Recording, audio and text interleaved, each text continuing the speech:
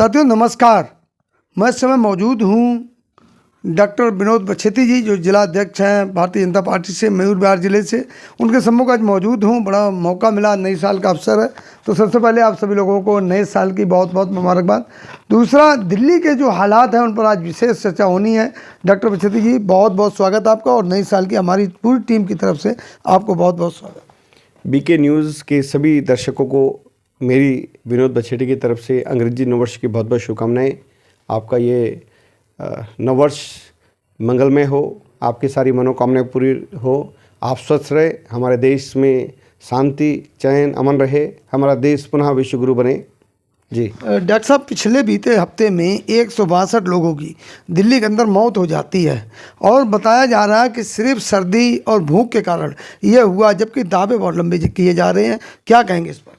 देखिए, ऐसा है कि जिस तरह से मैंने भी अभी 3-4 दिन पहले जब कुछ अखबारों के माध्यम से, आपके चैनल के माध्यम से मुझे जब ये पता चला कि दिल्ली में ठंड के कारण जो बेघर लोग हैं करीबन 162 से ज़्यादा लोगों के, तो सरकारी आंकड़े हैं, मरने वालों की संख्या तो बहुत ज़्यादा है, क्योंकि ये तो बहुत कम संख्या दिखाई गई है। तो इसमें सीधा सीधा जो दिल्ली के मुख्यमंत्री अरविंद केजरीवाल जी, जो हमेशा अपने आप को गरीबों को मसीहा बोलते हैं, गरीबों का हितैषी बोलते हैं, आम आदमी पार्टी का मसीहा बताते हैं, ये उनके ऊपर एक बहुत बड़ा सवाल है। उनके द्वारा बनाए गए जो रैन बसेरा है उनके ऊपर बड़ा सवाल हो रहा है। इनके जो समाज कल्याण विभाग है, जिसमें करोड़ों रुपया फंड इनको मिलता है केंद्र सरकार के द्वारा, दिल्ली सरकार के द्वारा, उन अधिकारियों के ऊपर बहुत बड़ा सवाल है कि वो जो बेचारे वो जो गरीब लोग इस तड़पती हुई ठंड में मारे गए, उनका क्या कसूर था। उनका कसूर तो यही था कि वो देश की राजधानी दिल्ली में रह रहे थे, इस उम्मीद से थे कि दिल्ली के मुख्यमंत्री और आम आदमी पार्टी के संयोजक ने उनको आश्वासन दिया था कि जी आपका कोई नहीं, आपका मैं हूँ। दिल्ली का बेटा कहते हैं, दिल्ली के श्रवण कुमार कहते हैं वो। आप देखिए ना, कहाँ वो बेटे रहे बेचारे, जिन लोगों की जानें चली गई। आप कल्पना करिए कि किस ठंड से, किस तड़प से, कितनी पीड़ा से उन लोगों की मृत्यु होगी। ये मैं इन चीज़ों को जब सुना, मैंने अखबार पढ़ा, तो मेरे खुद के रोंगटे खड़े हो गए। बहुत ही बड़ा दुर्भाग्य है। दुनिया मतलब हमारी देश की राजधानी दिल्ली, जिसकी कस्में वादे अरविंद केजरीवाल दुनिया में कहते हैं कि हमारा स्वास्थ्य का मॉडल, हमारा शिक्षा का मॉडल, हमारा डेवलपमेंट का मॉडल, हमारे जो समाज के सबसे कमज़ोर वर्ग की हम चिंता करने वाली पार्टी आम आदमी पार्टी, ऐसे अनेकों, मतलब दिन में रोज़ 101 से ज़्यादा झूठ बोल देना, तो ये बहुत मतलब शर्म की बात है। और इनके, मैंने कहा कि मैं अक्सर बहुत सारे चैनलों से, पत्रकारों से मैं कहता हूँ कि भाई इनके अंत की शुरुआत हो चुकी है। केजरीवाल जी ने आज ट्वीट किया है कि 7 दिन की तपस्या के बाद आज वो आए हैं। तो तपस्या तो दिल्ली वालों के लिए कर रहे हैं ना? नहीं, तपस्या किस बात की तपस्या? तपस्या झूठ बोलने के लिए, तपस्या लोगों को लूटने के लिए, तपस्या गली गली में शराब की दुकान खोलने के लिए, तपस्या अपने कार्यकर्ताओं के साथ में पैसे की बेईमानी करने के लिए, तपस्या समाजों के साथ धोखा देने के लिए। लेकिन वो तो कह रहे इतनी उपलब्धियां हमने दिल्ली को दी। क्या उपलब्धि दी ना, आप बताइए रमाशंकर जी, आप इतने वरिष्ठ पत्रकार है। मोहल्ला क्लिनिक, ये बताइए ना, 1000 मोहल्ला क्लिनिक के इन्होंने टेंडर पास कर दिए, जिस कंपनी को बनाने का ठेका दिया वहाँ भ्रष्टाचार हुआ। आज इनके करीबन, मुझे लगा दिल्ली में कोई भी मोहल्ला क्लिनिक जाओ जहाँ दवाइयाँ नहीं है, है ना, वहाँ जो मोहल्ला क्लिनिक में काम करने वाले सफाई कर्मचारियों की तनख्वाही नहीं है, डॉक्टरों को 7-7 महीने को उनको जो बेसिक सुविधाएँ होती है वो नहीं है, है ना। वहाँ आप चले जाओ, वहाँ अब जब कोरोना हुआ दूसरी लहर 2021 में अप्रैल में, तो इनके सारे मोहल्ला क्लिनिक में ताले लग गए। आज आप ये बताएं कि इनके घरों में खुद ही बीमार होते हैं, तो ये लोग बड़े प्राइवेट अस्पतालों में जाके इलाज करते हैं। इनको अपने मोहल्ला क्लिनिक, अपने डॉक्टरों पर, अपने स्टाफ पे ही तक भरोसा नहीं है, तो काहे का मोहल्ला क्लिनिक? लेकिन सर, ये कहा जाए जिस तरह से ये 162 लोगों की मौत, जो रैन बसेरे हैं, उन अक्सर रैन बसेरों में जो सरकारी सुविधाएं बताई जाती हैं, लेकिन वहाँ देखने को नहीं मिलती हैं। आप देखिए, ऐसा है रविशंकर जी, आपके नज़दीक में इधर मयूर विहार फेस 1 में एक रैन बसेरा है, एक अक्षरधाम के पास एक रैन बसेरा। आप जाके देखिए वहाँ स्थिति क्या है। वहाँ शाम को शराब के अड्डे बने हुए हैं, ताश के अड्डे हैं, जुआरी के अड्डे बने हुए हैं। उन रैन बसेरों में इन्हीं के कार्यकर्ताओं ने, इन्हीं के लोगों ने वहाँ कब्जा कर रखा है वहाँ, है ना।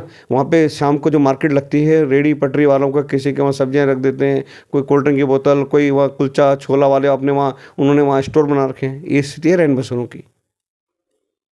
केवल बड़े बड़े वादे कर देना, मीडिया में झूठ बोल देना, झूठा छपा देना, झूठा प्रसारित कर देना। आज ये बताइए ना कि 162 लोगों की, ये तो दिल्ली सरकार की रिपोर्ट है ना, हम तो नहीं कह रहे ना, आप कह रहे हैं, ये तो अखबार के है, जो मतलब जिन लोगों की मृत्यु की पुष्टि हुई है वो 162 लोग हैं। उन 162 लोगों की जान की जिम्मेदारी किसको होनी चाहिए? क्या दिल्ली के मुख्यमंत्री अरविंद केजरीवाल जी के 162 लोगों की जान गई, उसके उसमें उनको नैतिकता लेकर उनको इससे बनी देना, अपने मुख्यमंत्री पद से देना चाहिए। हर्ष मल्होत्रा जी ने जिस तरह से इस्तीफे की मांग की, उसके बाद आप भी इस्तीफे की मांग करने लगे। बिल्कुल, देखिए रविशंकर जी, आपके कारण, मेरे कारण किसी निर्दोष की जान चली है तो हमारे लिए तो चुल्लू भर पानी में मर जाना चाहिए। हमारी कार्यप्रणाली के ऊपर एक बहुत बड़ा सवाल हो गया। ये तो दिल्ली के मुख्यमंत्री अरविंद केजरीवाल जी को 162 लोग, जो सरकारी आंकड़े है, मेरे हिसाब से संख्या 500 से ज़्यादा हुई है, तो ये उनके इस अपनी नैतिकता की जिम्मेदारी लेकर के, इंसानियत के नाते उनको अपने पद से इस्तीफा दे देना चाहिए कि भैया मैं दिल्ली को नई सुविधाएं दे पा रहा हूँ, दिल्ली की स्वास्थ्य सुविधाएं मैं ठीक नहीं कर पा रहा हूँ, शिक्षा सुविधा नहीं कर पा रहा हूँ, ट्रांसपोर्ट व्यवस्था नहीं कर पा रहा हूँ, दिल्ली को साफ़ सुथरा नहीं कर पा रहा हूँ, दिल्ली के टीचरों को तनख्वाह नहीं, देखिए दिल्ली यूनिवर्सिटी के प्रोफेसरों को तनख्वाह नहीं है 8-10 महीने से, दिल्ली में सफाई कर्मचारियों को तनख्वाह ही नहीं है, दिल्ली MCD में करीबन 13,000 करोड़ से ज़्यादा जो फंड था पिछले 7 साल का वो नहीं दिया, हाहाकार मचा हुआ था। लेकिन सफाई कर्मचारी हो या MCD का कर्मचारी हो, दिल्ली सरकारों में काम करने वाले लोग हो, उनको धन्यवाद देना चाहते हैं। लेकिन सर कुछ भी कहा जाए, दिल्ली की जनता चाहती तो है, तभी अभी देखा MCD चुनाव हाल में हुए, कितने मार्जिन से वो जीते हैं। देखिए जो मार्जिन आप देखिए ना, जहाँ इनको पहले 52% वोट पड़ते थे वो सीधा 42 आ गए, 10% डाउन हो गए। जहाँ भाजपा को 35 चढ़ते थे 40 पहुँच गई जीत। ये तो जीत के भी हार गए ना। ये तो भाजपा का 5% वोट बढ़ गया, इनका 10% डाउन हो गया। अब देखिए ना, मैंने कहा कि इनके अंत की शुरुआत हो गई, आम आदमी पार्टी के अंत की शुरुआत हो गई। इनके झूठ देखिए, कहते ना काठ की हांडी बार बार नहीं चढ़ती, आप कितना झूठ बोलेंगे। गुजरात में चुनाव हुआ तो आप कहते जी नोटों में लक्ष्मी गणेश छाप दो, है ना। आप वहाँ से हार गए तो आप फिर आप मतलब तुष्टिकरण की राजनीति पर आप उतर आए। आपके जब MCD का रिजल्ट आया था उसके बाद तमाम पार्षदों की केजरीवाल साहब ने खुद मीटिंग ली थी और ये कहा था कि बीजेपी से सतर्क रहें, कहीं आपको खरीदने का ऑफर ना दें। बिल्कुल, इस तरह देखो, मैंने कहा झूठे आदमी है, रोज 100 से ज़्यादा झूठ बोलना। जब 7 दिसंबर को नतीजे आए तो सबसे पहले कांग्रेस के 2 पार्षदों को, जो मुस्लिम पार्षदों को किसने खरीदा? इन्होंने खरीदा ना। नहीं, वो कह रहे अपनी मर्जी से गए थे। नहीं, जब इनको जो इन्होंने रेट तय किए, इन्होंने रेट नहीं दिए, वहाँ इन्होंने बेईमानी कर दी, फिर वो चले गए वापस कांग्रेस में ही। तो बेईमानी तो ये कर रहे हैं और बदनाम भाजपा को करते हैं। भारतीय जनता पार्टी विश्व की सबसे बड़ी पार्टी है। हमारे नेता नरेंद्र मोदी है, जो कहते हैं करते हैं। आज गुजरात में देखिए किस तरह से मतलब उनको किस तरह की उनको ताकत मिली। तो ये मोदी जी का काम है। आज देश में जो डेवलपमेंट हो रहा है, आज देखिए परसों आदरणीय मोदी जी की माता जी का निधन हुआ। उनका व्यक्तित्व तो देखिए कि उन्होंने बस एक साधारण, जिस तरह से वो जो शोक यात्रा थी उसमें साधारण तरीके से हुई, उसके बाद भी उन्होंने पश्चिम बंगाल में जो डेवलपमेंट के लिए एक बहुत बड़ा पैकेज उन्होंने किया। उसके बाद उन्होंने जो अपने रूटीन काम थे वो नहीं रोके।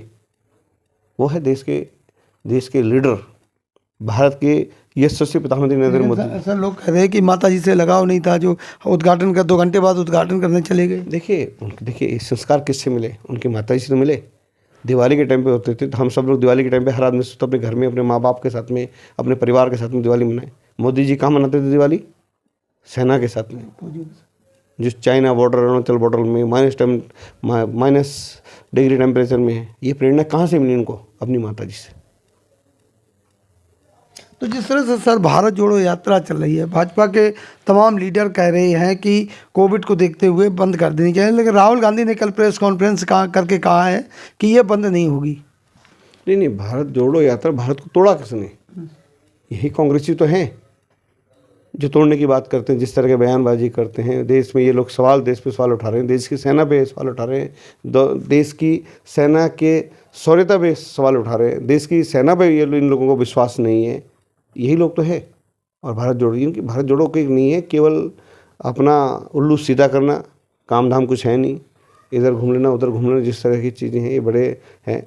और इससे जिस तरह की उनकी बयानबाजियाँ आ रही है, ये बड़ा दुर्भाग्य की बात है कि राहुल गांधी जी को मतलब उनको लगता है कि भाई एक बार पूरे देश में घुमा लो। तो घूमने का बड़ा शौक़ है। अभी नए साल में पता नहीं कौन सा देश चले गए और किसके साथ गए। तो जिस तरह से ये भी एक सवाल है। और बाकी भारत जोड़ो की बात करने, जो चाइना के साथ जो टाइप करते हैं, जो चाइना हमारे हमेशा मतलब देश को, हमको तो धन्यवाद है देश के यशस्वी प्रधानमंत्री मोदी जी को कि जो उनकी ताकत है, आज वो विश्व के सबसे ताकतवर नेता है। उनकी हिम्मत नहीं चाइना की हमारी तरह आँख बिठा ले। लेकिन कांग्रेस का क्या है? कांग्रेस जिस तरह से गुपचुप उनसे समझौते करती, गुपचुप चाइना से जो अपनी पार्टी के लिए फंड लेती है, वो सब कुछ जग जाहिर है। कल तो राहुल गांधी ने कहा कि चाइना जो है भारत के अंदर घुस आया है। नहीं देखिए ऐसा है, आपने क्या कहा कि 1 इंच भी, देखिए आज हमारे देश के गृह मंत्री आदरणीय अमित शाह जी का अगर आज सारे अखबारों में आप देखें, उन्होंने कहा 1 इंच भी आप अंदर घुस नहीं, ये भारत की सेना है। हमारी भारत की सेना जो पाकिस्तान जैसे देश में अंदर जाकर के अटैक करते वो सेना ही है। केवल हमारे जैसे देश में ही बहुत सारे जयचंद हैं, बहुत सारी ऐसी राजनीतिक पार्टियां हैं, वो हमेशा मोदी जी के उनके कार्य पर, उनके काम करने के तरीके पर सवाल उठाती है। बाकी दुनिया में किसी देश की हिम्मत नहीं जो भारत पे कभी ऐसा सोच भी सके आज के टाइम में। तो कल राहुल गांधी ने एक बात और कही थी प्रेस कॉन्फ्रेंस में कि वो जो भाजपा के नेता हैं वो तो गाड़ियों पे घूमते हैं, गाड़ियों से यात्रा करते हैं, और हम देखो पैदल 108 दिन चले हैं, 3000 किलोमीटर से ज़्यादा। तो ये देश मैं पूछता हूँ कि देखिए ठंड है, आपने भी जैकेट पहनी है, अंदर स्वेटर पहनी है, कमीज पहनी है, फिर अंदर आपने गर्म बनियान पहनी है, मैंने भी देखो ये स्वेटर पहनी है, पहने अंदर गर्म बनियान पहनी है, इन्होंने देखे कोट है। आखिर Rahul Gandhi G T shirt पहन के कैसा क्या खाते पीते हैं वो, कि जो टी शर्ट में घूम रहे -, डिग्री टेम्परेचर में? कह रहे हैं ये उनकी साधना है। नहीं, अब साधना देखो मैं तो आपके चैनल में नहीं बोलना चाहता, लेकिन लोग कहते हैं जी क्या पी के चलते हैं ये, कि जो बिना टी शर्ट में घूम रहे। जहाँ देखिए आपने बताइए, आप भी देखिए, मैंने भी यहाँ 2 कपड़े मतलब गर्म के स्वेटर पहनी है, इसके अंदर गर्म बनियान और पहनी है।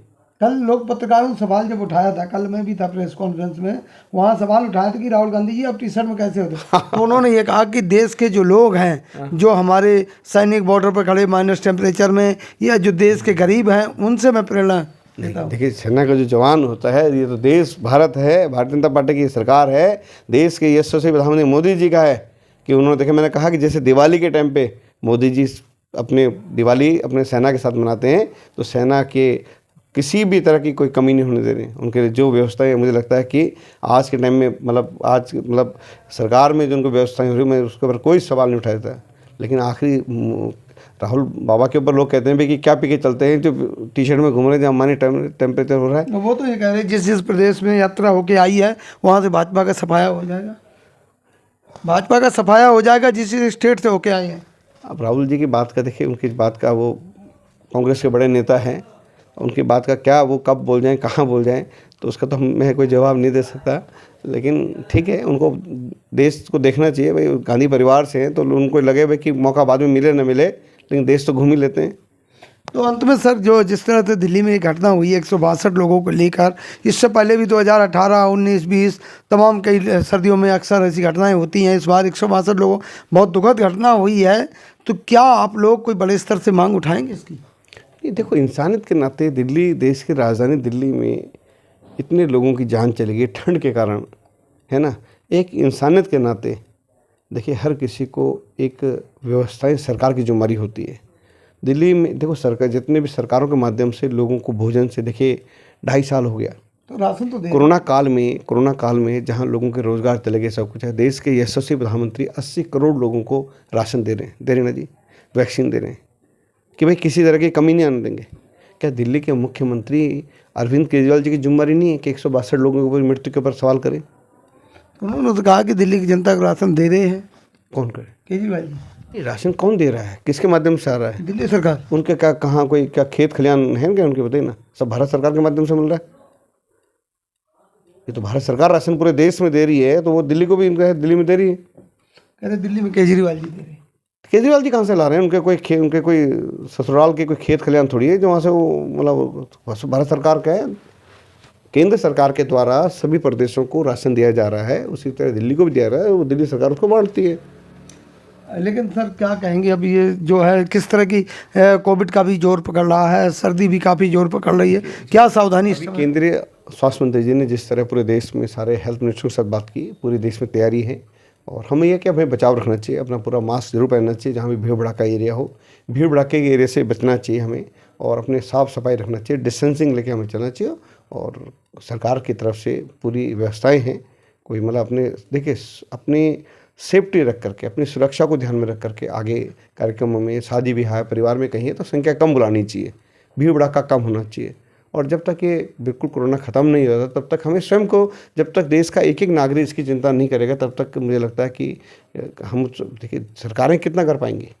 हम सबको मास्क जरूरी है, सैनिटाइजर, हाथ साफ सुथरा होना चाहिए, भीड़ भड़ाका कम करना चाहिए, कहीं शादी ब्याह हो रही है, कोई फंक्शन हो रहा है, कोई कार्यक्रम हो रहे हैं, कम से कम भीड़ भड़ाका करना चाहिए।